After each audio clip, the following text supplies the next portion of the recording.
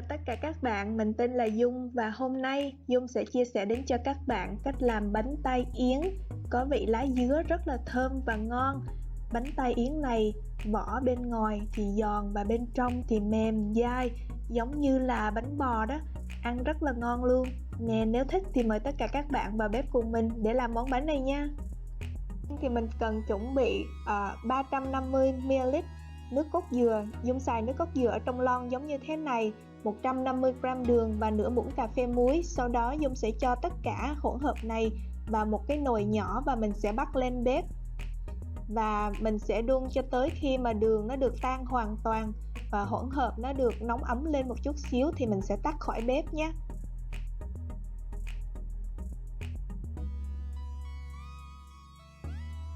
Mình có thể thử là mình rờ cái ngón tay vào mà mình thấy cái hỗn hợp nó được nóng ấm rồi đó thì mình sẽ nhắc khỏi bếp. Và cho phần bột thì hôm nay Dung sẽ xài là 260g bột gạo lọc hay còn gọi là bột gạo sa đéc. Bột gạo lọc thì nó còn cái cục giống như thế này, không có phải là bột gạo mịn nha. Và tiếp theo đó chính là bột nếp. Dung sẽ xài 45g bột nếp lọc, cũng là cái hiệu bột nếp sa đéc, nó cũng còn cái cục giống như thế này, và 35g bột năng. Lý do Dung xài bột gạo lọc và bột nếp lọc thì Dung đã thử qua cái bột nếp mịn kia thì Dung thấy là làm với cái bột gạo lọc và bột nếp lọc thì cơ hội thành công nó sẽ cao hơn, nên nếu được thì mình nhớ là tìm ra được cái bột gạo lọc và bột nếp lọc nha. Và mình sẽ cho hết hỗn hợp này vào ô đánh bột và Dung sẽ xài thêm là một gói đường vani giống như thế này, nếu không thì mình có thể xài vani ống và mình sẽ quậy đều. Và cuối cùng đó chính là một cái trứng này có trọng lượng khoảng 50g và Dung cũng sẽ đánh sơ và cho vào âu bột và mình sẽ quậy đều. Thường thì ở Việt Nam mọi người hay nhồi bằng tay, nhồi rất là lâu, khoảng là 30 phút cho tới 40 phút để cho, tại vì càng nhồi lâu thì bột nó mới nở được. Hôm nay thì Dung sẽ xài máy thay vì nhồi bằng tay, nhưng bạn nào không có máy thì có thể xài bằng tay nha. Và Dung sẽ xài cái phới dẹt giống như thế này để đánh bột. Và bên này thì Dung có là cái phần nước cốt dừa, đường nó đã được nấu nóng làm ấm thì nó vẫn còn hơi ấm thì Dung sẽ cho vào đây, từ từ cho vào đây và bỏ vào cái máy đánh bột ở tốc độ số 2. Dung sẽ từ từ cho vào và cho đến khi là Dung cho khoảng gần một nửa hoặc là hơn một nửa cái phần nước cốt dừa vào thì Dung sẽ dừng lại và tiếp tục đánh cho cái bột này nó được tan ra. Bây giờ sau khi đã cho được một nửa vào thì Dung sẽ tiếp tục đánh và Dung sẽ đánh trong vòng là 15 phút. Nhớ nha, 15 phút ở tốc độ số 4 cho bột nó được thật là mịn. Sau đó thì nhớ là thỉnh thoảng mình sẽ dừng máy lại và mình sẽ vét hết những cái phần bột dính vào thành tô giống như thế này. Và mình sẽ sau 15 phút thì bây giờ Dung sẽ từ từ đổ vào cái phần nước cốt dừa còn lại vào và Dung sẽ tiếp tục đánh cho thêm khoảng 5 phút nữa. Tại bắt đầu khi mà mình cho cái nước cốt dừa vào nửa phần còn lại đó thì bột nó sẽ lỏng ra thì đánh nó sẽ hơi văng một chút xíu đó, nên và mình sẽ tiếp tục làm như vậy cho đến khi xong. Tổng thời gian đánh là khoảng 20 cho tới 22 phút.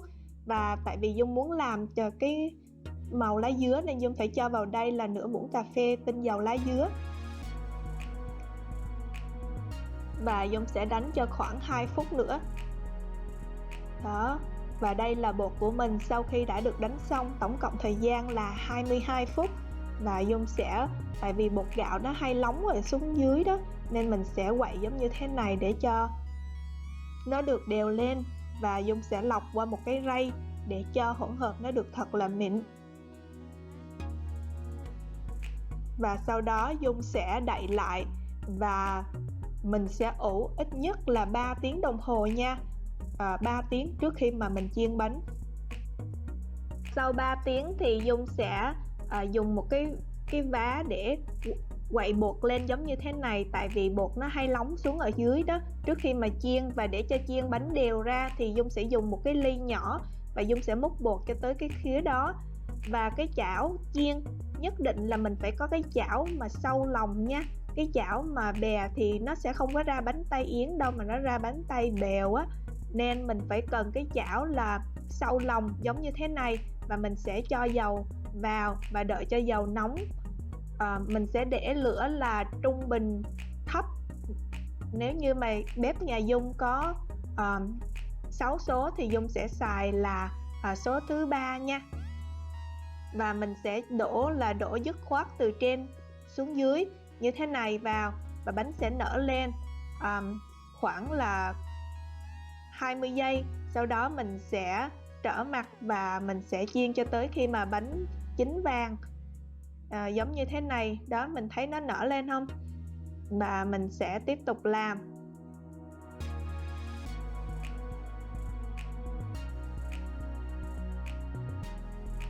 Đó. Và bây giờ Dung sẽ thử một cái nữa nha. Đổ dứt khoát từ trên xuống dưới và mình sẽ đợi khoảng 15-20 giây cho bánh nó được nổi lên đó. Nhìn những cái bột nó nổi lên đó. Mình không có xài bột nở nha. Nhiều bạn có xài baking soda, muối nở để làm cho bánh nó được nổi lên, nhưng mà mình không cần xài cái đó nếu như mà mình làm đúng y chang công thức của Dung. Và sau đó Dung sẽ từ từ trở mặt lại.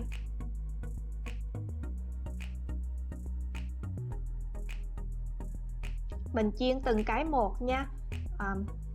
Tại vì cái chảo sâu lòng á, thì nó sẽ tạo ra được một cái giống như là cái nón, nó u ra đó, thì nó mới giống là bánh tay yến nha. Nên bạn nào mà không có chảo thì cố gắng đầu tư một cái chảo sâu lòng để làm bánh này nha. Bánh ngon lắm, bánh rất là giòn luôn. Chiên như thế này bánh rất là giòn mà không có bị ngấm dầu. Mình thấy rất là nhiều bạn làm bánh tay yến mà ra dầu quá trời luôn. Như vậy không có ngon đâu đó. Và mình sẽ tiếp tục làm cho tới khi hết bột. Và đây là thành phẩm của mình. Mình sẽ đợi cho bánh khi nó nguội một chút xíu rồi mình sẽ thử nha. Không thôi nóng lắm. Bánh khi mà nó nguội thì nó sẽ xẹp xuống một chút xíu, nhưng mà không có sao. Giờ Dung sẽ bẻ ra cho mọi người xem nha.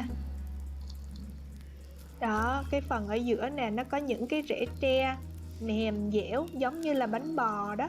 Ăn ngon lắm. Và phía bên ngoài bây giờ Dung sẽ thử nha. Đó, mọi người có nghe được cái tiếng giòn của nó không ạ? Giòn lắm luôn, ngon lắm. Chúc mọi người thành công với công thức này của Dung. Và đừng quên là đăng ký, like, share và subscribe cho channel. Cảm ơn mọi người rất nhiều. Bye!